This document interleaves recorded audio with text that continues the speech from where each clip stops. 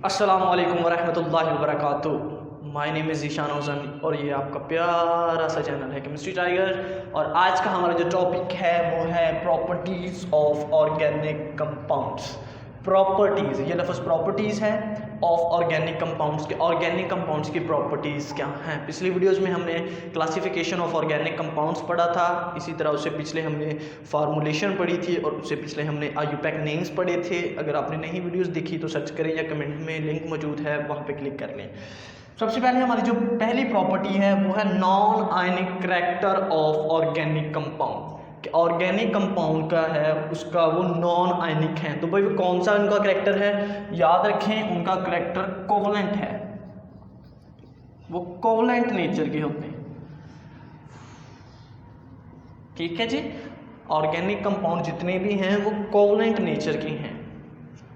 उसके बाद इनके मेल्टिंग पॉइंट और बॉइलिंग पॉइंट्स, क्योंकि इनमें कोवलेंट कंपाउंड है। जब हम 9th क्लास में थे तो हमने पढ़ा था कि कोवलेंट कंपाउंड चैप्टर नंबर 4 में कि कोवलेंट कंपाउंड जो होते हैं उनके मेल्टिंग पॉइंट और बॉइलिंग पॉइंट लो होते हैं। ठीक है, क्योंकि ये कोवलेंट इन नेचर हैं तो फिर इनके मेल्टिंग पॉइंट और बॉइलिंग पॉइंट वो भी लो होंगे। Low melting point and sorry ये एंड 2 दफ़ा लिखा गया, एंड बॉइलिंग पॉइंट्स। ओके जी। उसके बाद सॉल्युबिलिटी की बात करें, क्योंकि कोवलेंट कंपाउंड्स वाटर में इनसॉल्युबल होते हैं और ऑर्गेनिक सॉल्वेंट्स, ठीक है, उनमें such as benzene, carbon tetrachloride, तो ईथर, उनमें जो है वो सॉल्युबल होते हैं। तो यही वजह है कि organic compound are insoluble in water, ये वाटर में इनसॉल्युबल होते हैं, and soluble in benzene, carbon tetrachloride, ether, ETC। ठीक है, साथ ETC भी लिख लें। इस जैसे और जितने भी होंगे उनमें ये जो हैं वो सॉल्युबल हो जाएंगे, लेकिन वाटर में ये इनसॉल्युबल हैं। ऑर्गेनिक कंपाउंड वाटर में इनसॉल्युबल हैं। उसके बाद ये अगर हम इनको जला के देखें तो ये फ्लेम पैदा करते हैं।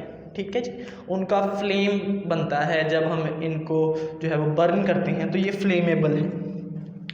आइसोमरिज्म, अब ये आइसोमरिज्म ये चीज़ होता है कि एक चीज़ एक ही होती है, ठीक है, कंपाउंड एक ही होता है लेकिन उसकी डिफरेंट शेप्स होती हैं, डिफरेंट अरेंजमेंट होती हैं। जैसे जी मैं आपको एक एग्जाम्पल दे के दिखाता हूँ।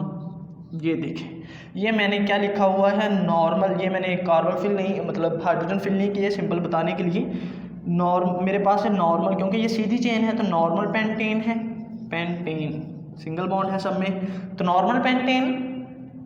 अब इसी को मैं देखें पेंटेन ही होगा, लेकिन मैं इसको कुछ इस तरह से कर दूंगा। ये लीजिए, अब ये क्या बन गया, आइसोपेंटेन। ठीक है, आइसोपेंटेन, देखें है पेंटेन ही, लेकिन ये पहले नॉर्मल था, अब ये क्या बन गया, आइसोपेंटेन। अभी एक और से एग्जांपल से देखते हैं जी। एक मैंने अब यहाँ पे कर दिया, अब देखें ये क्या बन गया, नियो पेंटेन। अब ये बन गया न्यू पेंटेन।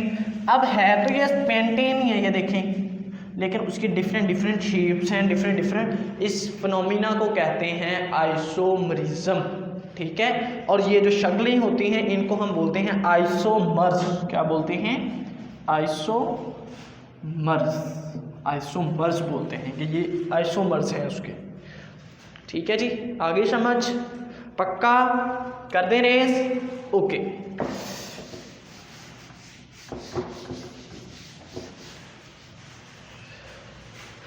और आइसोमरिज्म हमारा होगा। उसके बाद रेट ऑफ रिएक्शन, तो इसका जो रेट ऑफ रिएक्शन है वो स्लो होता है। Rate of reaction covalent organic compounds का रेट ऑफ रिएक्शन स्लो होता है। क्यों होता है? अब ये सवाल आता है अक्सर, वाई ऑर्गेनिक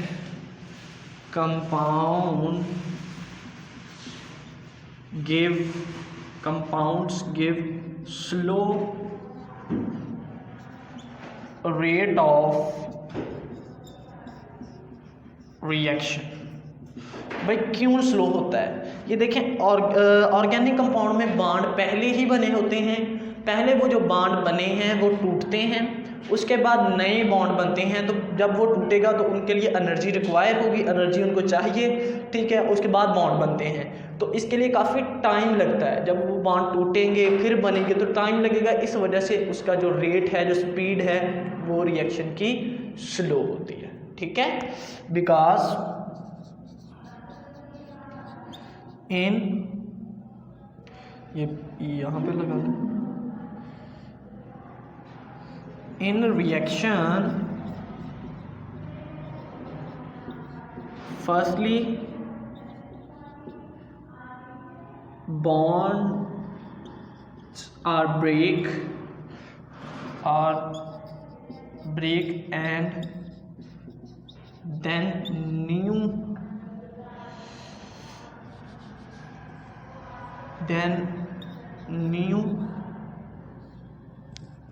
bond आना है यहाँ पे, bonds are formed। कि यही वजह है कि पहले बॉन्ड बनते हैं। देयरफॉर यहाँ पे आगे आप वही लिख देंगे, देयरफॉर जो है organic compounds are give slow rate of reaction. I hope कि आपको समझ आ गई होगी जी। उसके बाद इसमें बॉन्डिंग कौन सी पाई जाती है, ये पहले भी बात हो चुकी है। इनमें बॉन्डिंग जो है वो कौन सी पाई जा रही है जी, कोवलेंट बॉन्डिंग इनमें पाई जाती है, कोवलेंट बॉन्डिंग, ठीक है जी, इनमें कोवलेंट बॉन्डिंग है। उसके बाद कंडक्टिविटी ये आपने ऑर्गेनिक उसमें कोवलेंट कंपाउंड में भी पढ़ा था। Covalent compound are bad conductor of electricity and heat, ठीक है जी। तो यही वजह है कि जो हमारे कंडक्टिव ये जो है ऑर्गेनिक कंपाउंड्स ये भी bad conductor of electricity and heat है, ठीक है जी। Bad conductor of electricity and heat, bad conductor of electricity and heat है, ठीक है जी। उसके बाद एन वाला है कॉम्प्लेक्सिटी, बहुत अहम है। कॉम्प्लेक्सिटी का मतलब ये होता है कि जो हमारे ऑर्गेनिक कंपाउंड्स हैं वो उनका स्ट्रक्चर बड़ा लार्ज है और कॉम्प्लेक्स है, ठीक है, मुश्किल है, थोड़ा कॉम्प्लेक्स है। जितने भी ऑर्गेनिक कंपाउंड्स हैं वो कहते हैं कि ज़्यादातर उनके स्ट्रक्चर्स लार्ज हैं और कॉम्प्लेक्स हैं, मुश्किल है। जैसे वो कहते हैं कि स्टार्च है, ठीक है, स्टार्च का जो है उसका जो स्ट्रक्चर है काफ़ी डिफ़िकल्ट है, एंड पे एन आता है, ठीक है। इनके कहते हैं वो ज़्यादातर एन पे एन आता है।